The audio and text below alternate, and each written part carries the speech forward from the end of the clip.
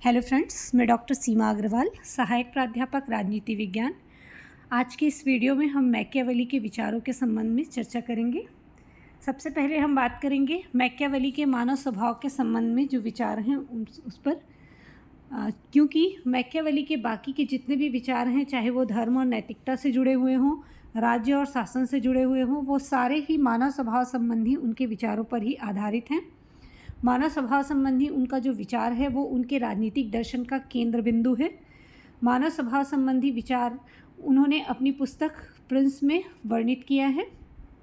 मानव स्वभाव संबंधी उनके जो विचार हैं वो उन्होंने इटली के तत्कालीन लोगों को दृष्टि में रखकर किया है। इससे पहले की वीडियो में हमने बताया था कि मैकियावेली युग शिशु क्यों कहा जाता है, और यही कारण है कि उन्होंने मानव स्वभाव संबंधी जो विचार हैं वो भी उन तत्कालीन दशाओं को ध्यान में रखकर प्रस्तुत किया था। इटली की दशा उस समय काफ़ी शोचनीय थी। मनुष्य का नैतिक पतन हो चुका था। मनुष्य अपने स्वार्थ सिद्धि के लिए दूसरों का और स्वयं अपने देश का अहित कर रहे थे। कुल मिलाकर स्थिति ऐसी थी कि लोग किराए के सैनिक के रूप में लड़ने जा रहे थे। उनको न देश से मतलब था, न दूसरों के हित से मतलब था। वो सिर्फ और सिर्फ अपने हित पर लगे हुए थे। अतः इटली की तात्कालीन स्थिति को ध्यान में रखते हुए मैकियावेली ने इस चीज़ का वर्णन किया कि मनुष्य का स्वभाव काफ़ी बुरा है। मनुष्य स्वभाव से स्वार्थी है, और मैकियावेली का ये मानव स्वभाव संबंधी जो चित्रण है वो काफ़ी निराशाजनक चित्रण है। मैकियावेली ये कहते हैं कि मनुष्य स्वभाव से स्वार्थी प्राणी है। वो घोर दानवीय प्रवृत्ति वाला दुष्ट प्राणी है। अपने प्रिंस के 17वें अध्याय में मैकियावेली ने मानव स्वभाव के बारे में लिखा है कि मनुष्य कृतघ्न, चंचल, झूठे, कायर और लोभी हैं। वह तब तक आपका अपना बना रहेगा जब तक उसको आपसे सफलता मिलती है। वे तभी तक आपके लिए अपने बच्चों, रक्त, संपत्ति और जीवन का बलिदान करने को तैयार रहेंगे जब तक ऐसे बलिदानों की आवश्यकता दूर रहेगी। लेकिन जैसे ही आवश्यकता आती है वो आपके विरुद्ध विद्रोह कर देते हैं। कहने का मतलब ये है कि मैकियावेली कहते हैं कि मनुष्य जो है तब तक बड़ी बड़ी बातें करता रहेगा कि वो आपके लिए अपने बच्चों को, रक्त को, संपत्ति को, जीवन को बलिदान करने को तैयार है जब तक कि ऐसे बलिदान की कोई आवश्यकता नहीं है। जैसे ही ऐसे बलिदान की आवश्यकता आएगी वो आपके खिलाफ विद्रोह कर देगा। मनुष्य उसी समय तक किसी से प्रेम करते हैं जब तक उसका स्वार्थ सिद्ध होता है। जैसे ही उसको अपना स्वार्थ दिखाई नहीं देता तो वो विद्रोह कर देते हैं। उनका ये मानना था कि मनुष्य प्रेम भी सिर्फ स्वार्थ के आधार पर करता है और केवल आवश्यकता पड़ने पर ही अच्छा दिखाई पड़ता है। जब उसकी आवश्यकता पूरी हो जाती है तो वो प्रेम भी छोड़ देता है और अपना अच्छा व्यवहार भी छोड़ देता है। मैकियावेली कहते हैं कि मनुष्य में भय और अज्ञान होता है। स्वभाव से ये ईर्ष्यालु होता है, महत्वाकांक्षी होता है, और साथ ही साथ उसमें धन अर्जित करने की प्रवृत्ति पाई जाती है। इसमें मनुष्य में असीमित और अनियंत्रित इच्छाएं होती हैं, अर्थात जो कुछ भी उसके पास है वो उससे संतुष्ट नहीं होता बल्कि उससे और अधिक प्राप्त करना चाहता है, और जो कुछ उसके पास है वो उसको खोना भी नहीं चाहता, उसको सुरक्षित रखना चाहता है। वो सदैव कुछ ना कुछ पाने की इच्छा रखता है, इसीलिए वो निरंतर संघर्ष और प्रतिस्पर्धा में लगा रहता है। मनुष्य के अंदर दो स्वाभाविक प्रवृत्ति होती है, एक आत्म सुरक्षा और दूसरी संपत्ति की सुरक्षा। संपत्ति की सुरक्षा के संबंध में मैकियावेली ने अपने प्रिंस में कहा है कि अपनी संपत्ति छीनने वाले की अपेक्षा एक मनुष्य अपने पिता के हत्यारे को अधिक सुगमता से क्षमा कर देता है। इसीलिए मैकियावेली शासक को ये परामर्श देता है कि भूल कर भी शासक को मनुष्य की संपत्ति नहीं छीननी चाहिए, उसकी संपत्ति का अपहरण नहीं करना चाहिए, क्योंकि वो अपने पिता के हत्यारे को माफ़ कर सकता है, संपत्ति छीनने वाले को माफ़ नहीं कर सकता। इसीलिए शासक को अगर ज़रूरत पड़े तो वो मनुष्य को प्राणदंड भले दे दे लेकिन उसकी संपत्ति न छीने। स्पष्ट है कि मैकियावेली मनुष्य को स्वभाव से स्वार्थी, दुष्ट, लोभी, पापी और डरपोक मानता है। वो मनुष्य को पशु के समान मानता है, और वो उनका कहना है कि इस प्रकार के मानव स्वभाव पर केवल भय के द्वारा ही नियंत्रण संभव है। इसीलिए वो चाहते हैं कि शासक ऐसा होना चाहिए जो मानव स्वभाव को नियंत्रित करने के लिए भय स्थापित कर सके और पूरे बल के साथ शासन व्यवस्था चला सके। मैकियावेली ने बताया कि मनुष्य की संपत्ति की इच्छा किस प्रकार संघर्ष को जन्म देती है। उसने लिखा है कि कुछ मनुष्य अधिक संपत्ति प्राप्त करने की इच्छा रखते हैं, जबकि दूसरों को अपनी संपत्ति छीने जाने का भय होता है। मतलब जो कुछ है उसके पास उससे संतुष्ट नहीं है, वो उससे अधिक संपत्ति चाहता है, और जिसके पास संपत्ति जितनी है वो उसके छीने जाने का भी भय उसको बना रहता है। और इन सब बातों का परिणाम होता है आपस में शत्रुता और युद्ध। राज्य और शासन के संबंध में उनके क्या विचार हैं देख लेते हैं। राज्य और शासन के संबंध में भी जो उनके विचार हैं वो कहीं ना कहीं मानव स्वभाव संबंधी विचार पर ही जुड़े हुए हैं। उन्होंने कहा है कि चूंकि मनुष्य स्वभाव से स्वार्थी और दुष्ट है, तो उसकी दुष्टता को सीमित करने के लिए ही इस राज्य का जन्म हुआ है। राज्य ना तो मनुष्य की सामाजिक प्रवृत्ति का परिणाम है और ना ही कोई प्राकृतिक संस्था है। ये तो सिर्फ मनुष्य के स्वार्थी स्वभाव और उसके दुष्ट स्वभाव को नियंत्रित करने के लिए स्थापित हुआ है। इसीलिए राज्य समस्त मानव समुदायों में सर्वश्रेष्ठ है और राज्य से बढ़कर कोई संस्था नहीं है। मैकियावेली कहते हैं कि चूंकि मानव स्वभाव में कोई नैतिकता नहीं है, उसमें कोई अच्छाई नहीं है, इसलिए शासक को जनता के नैतिक गुणों पर विश्वास नहीं करना चाहिए। उसको केवल शक्ति और भय के आधार पर शासन करना चाहिए। शासक को लोगों के शरीर और संपत्ति की सुरक्षा की ओर बहुत ज़्यादा ध्यान देना चाहिए, क्योंकि ये मनुष्य की सार्वभौम इच्छाएं हैं। दो प्रकार की सार्वभौम इच्छाएं हैं, एक आत्मरक्षा और दूसरा संपत्ति की सुरक्षा। इसीलिए मैकियावेली शासक को ये सलाह देता है कि उसको लोगों की शरीर और संपत्ति की सुरक्षा करनी चाहिए।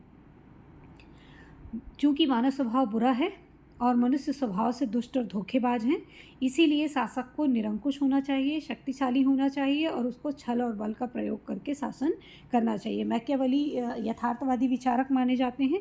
ये पहले विचारक माने जाते हैं जो ये कहते हैं कि छल और बल से व्यक्ति को शासन चलाना चाहिए। हालांकि शासन संचालन के संबंध में ये सारे दृष्टिकोण काफ़ी गोपनीय तरीके से शासकों द्वारा काफ़ी लंबे समय से अपनाए जा रहे थे, लेकिन मैकियावेली एक ऐसे विचारक हैं जो इस चीज़ को खुलकर सबके सामने रखते हैं कि शासक को इस तरह से नीति अपनाई जानी चाहिए, छल और बल का प्रयोग करना चाहिए, क्योंकि छल और बल के प्रयोग के बिना शासन संचालन संभव नहीं है।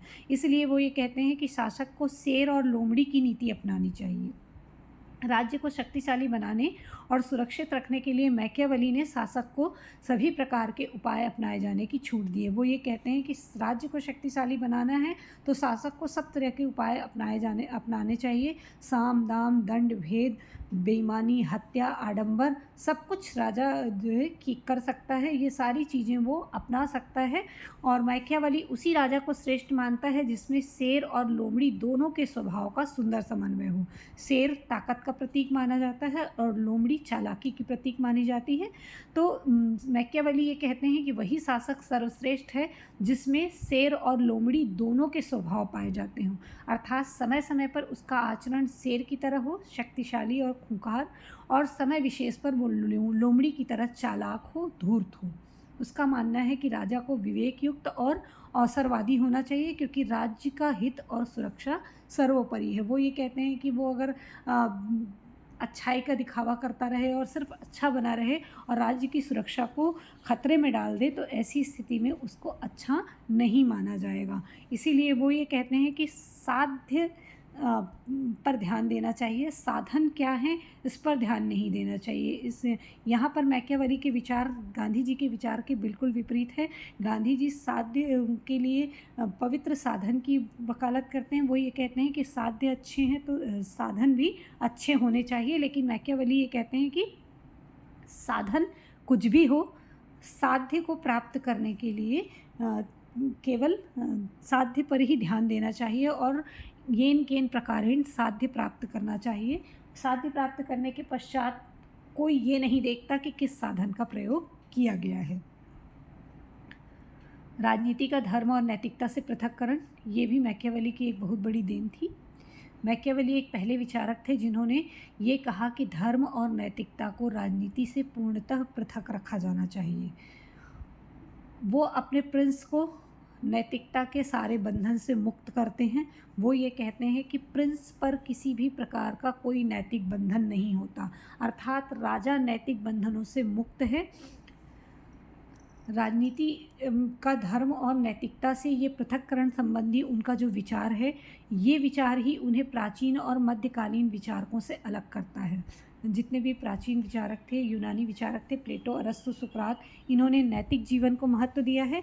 मैकियावेली का कहना है कि राजा को राज्य की सुरक्षा की चिंता करनी चाहिए। साधन तो हमेशा आदरणीय ही समझे जाएंगे और उनकी सामान्य रूप से प्रशंसा ही की जाएगी। मतलब राजा अगर कोई भी साधन अपनाता है, चाहे उचित हो, अनुचित हो, नैतिक हो, अनैतिक हो, अगर राज्य सुरक्षित है तो ऐसी स्थिति में उसके सभी साधन आदरणीय समझे जाएंगे, सम्मानीय समझे जाएंगे, क्योंकि साध्य क्या है? राज्य की सुरक्षा, राज्य की अखंडता, राज्य की एकता, ना कि नैतिकता को ध्यान में रखते हुए वो राज्य की सुरक्षा को खतरे में डाले। तो ऐसा राजा अच्छा नहीं माना जाएगा। राजा को नैतिकता के चक्कर में न पड़कर सभी साधन अपनाने चाहिए। मैकियावेली कहता है कि बुद्धिमान शासक वही है जो अपने वचन का पालन ना करे, उस स्थिति में जब ये राज्य के हित में ना हो। अगर राज्य के हित में नहीं है तो बुद्धिमान शासक वही है जो अपने वचन का पालन ना करे। वचन का पालन करने के चक्कर में अगर वो राज्य को खतरे में डाल देता है, राज्य की सुरक्षा को खतरे में डाल देता है, तो ऐसा शासक अच्छा नहीं माना जाएगा।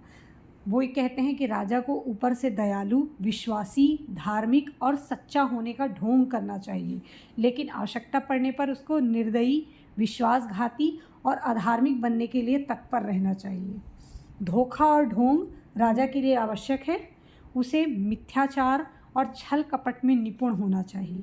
उसे केवल ऐसा ढोंग करना चाहिए कि लोग राजा को देखकर या उसके बारे में सुनकर ये समझें कि राजा तो अनुकंपा, विश्वास पात्रता, सच्चरित्रता, दयालुता और धर्म की साकार प्रतिमा है। कहने का मतलब ये है कि दिखावा करे राजा इस तरह की चीज़ों का। उसको देखकर लोगों को ये लगना चाहिए कि काफ़ी विश्वास पात्र है, सच्चरित है, दयालु है, धर्म की साकार प्रतिमा है। लेकिन वो ये कहता है कि अंदर से राजा को ढोंगी, धोखेबाज, छल और कपट से युक्त होना जरूरी है, तभी वो राज्य की सुरक्षा कर सकता है, क्योंकि मानव स्वभाव काफ़ी बुरा है। और ये सारे विचार उनके इटली की तत्कालीन स्थिति को ध्यान में रखते हुए थे। उस समय इटली की दशा काफ़ी ख़राब थी। इटली 5 भागों में राजनीतिक रूप से विभक्त हो चुका था और ये 5 जो छोटे छोटे राज्य थे वो भी आपस में संघर्ष कर रहे थे। इनका एकीकरण करना और सशक्त इटली को बनाए रखना बहुत ही कठिन कार्य था। इसीलिए मैकियावेली एक ऐसे शासक की कल्पना करता है जो निरंकुश हो और छल बल के द्वारा शासन करके इटली का एकीकरण कर सके। धर्म और नैतिकता से राज्य को ऊपर रखने के कुछ कारण इन्होंने बताया। उनका ये कहना था कि राज्य सर्वश्रेष्ठ और सर्वोच्च संगठन है, राज्य सर्वोपरि है, राज्य पर पहले ध्यान देना चाहिए। दूसरा कारण ये था कि मैकियावेली का दृष्टिकोण यथार्थवादी है। वो यथार्थवाद पर विश्वास रखते हैं, आदर्शवाद पर वो विश्वास नहीं रखते। इसके अलावा मानव स्वभाव के संबंध में उन्होंने जो धारणा प्रस्तुत की थी, उस धारणा से भी ये तय था कि मनुष्य के इस स्वार्थी स्वभाव को अन्य किसी चीज़ के द्वारा या अन्य किसी व्यवहार के द्वारा नियंत्रित नहीं किया जा सकता। मैकियावेली की दृष्टि में राज्य न नैतिक है और न अनैतिक है, राज्य की सुरक्षा सबसे पहले है और अच्छाई बुराई की बातें बाद में है। इसीलिए मैकियावेली ये कहता है कि नैतिकता अनैतिकता का ध्यान नहीं रखना चाहिए, सिर्फ और सिर्फ राज्य की सुरक्षा को ध्यान में रखना चाहिए, राज्य की अखंडता और एकता को ध्यान में रखना चाहिए। कुल मिलाकर मैकियावेली का ये मानना था कि धर्म और नैतिकता व्यक्ति के लिए हैं, राज्य के लिए नहीं, राजा के लिए नहीं, क्योंकि राजा इन सब से ऊपर है। राजा अगर धर्म और नैतिकता का ध्यान रखे तो ऐसी स्थिति में वो राज्य को सुरक्षित नहीं रख सकता। यहाँ पर वो ये नहीं कहते कि राजा को अनैतिक होना चाहिए, है ना।